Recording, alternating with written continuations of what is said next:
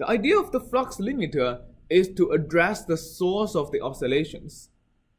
The source of the oscillations is actually the extrapolation.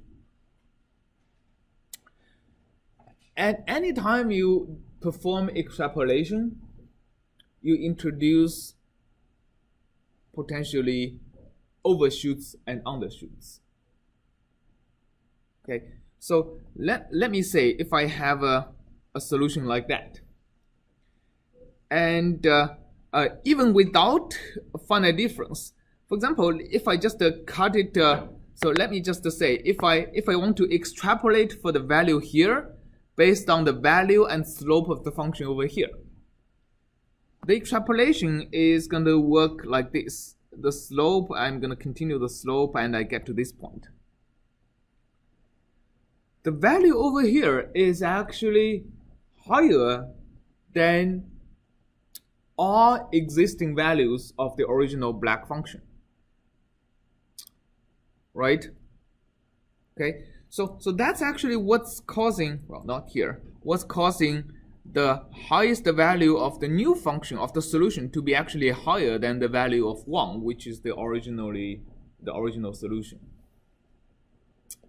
So the way to deal with the oscillations around shock waves is actually to figure out a way to extrapolate, figure out a better way to extrapolate that does not create any new maximums or minimums. It's called, the scheme is called a total variation diminishing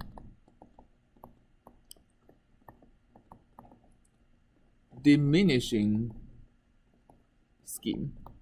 I mean, it's the reason it's called a total variation diminishing has to do with the enforcement of no new minimums and no new maximums, because mathematically you can prove that if you don't create any new maximums and minimums, the so-called total variation, which is defined as the integral over from, let's say, 0 to 2 pi, as in our case, of the absolute value of the spatial derivative, is always a decreasing function, right?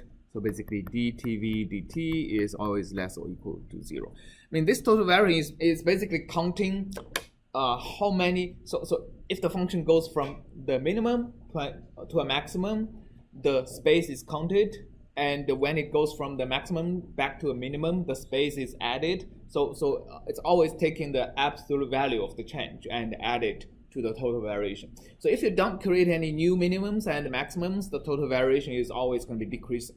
So the kind of schemes is once you can prove that numerically the total variation is not going to increase, which actually is analytical behavior of scalar conservation laws.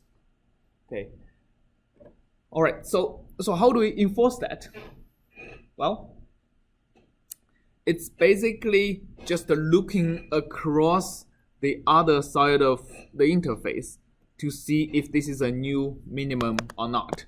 So let's say if I have an interface, I have a cell average, I have another cell average. If my extrapolation tells me to extrapolate to over here, am I creating a new maximum? No, right? Because it's actually lower than the next value. But if my extrapolation tells me to extrapolate over here, if the gradient is high enough to extrapolate beyond the cell average of the next cell, then potentially I'm creating a new maximum. Similarly, if the gradient is negative and the negative gradient would overshoot the next cell value, then I'm also potentially creating a new minimum. All right.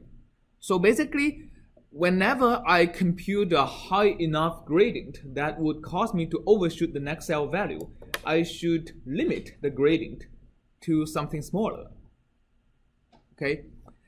And a special case for that is if the gradient actually tells you to extrapolate to the wrong side. So let's say if I have a cell on the left that is higher than the cell on the right. So if the gradient on the left cell is positive, what should I do?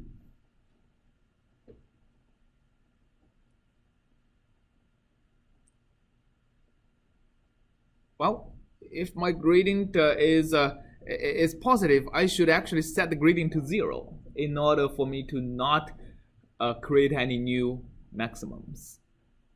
Right? So this is the most accurate. So this is a gradient equal to 0 is the value of the gradient closest to the finite difference gradient that doesn't create any new maximums. Also, if the right gradient is a positive, and I should also set the right gradient to 0. Okay. So basically, there are actually an array of so-called gradient limiters you can use. Some have better property than others. Yes? Couldn't you think of a solution which has positive gradient with the next cell having a low average? It could possibly exist. Can you say again?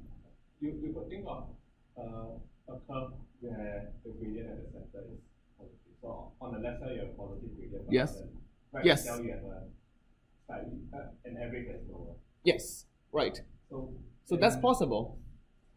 And what I'm saying here is that, okay, so this scenario I draw here is very possible because the last cell over here might be here, right? So if you take the finite difference approximation, let's say central difference using right cell minus left cell divided by 2 delta x, you may actually get a positive gradient, right? So that's completely possible. In that case, during the extrapolation, I should set the gradient to 0 so that the extrapolated value is actually the same as the cell average. On the left state, I can set, on the left extrapolation, I can set the value to be here. But on the right, I should set the value to be here. Does it make sense? Any extrapolated value higher than the cell average is going to create a new local maximum. Right. Okay. So let's implement just one of these limiters into MATLAB.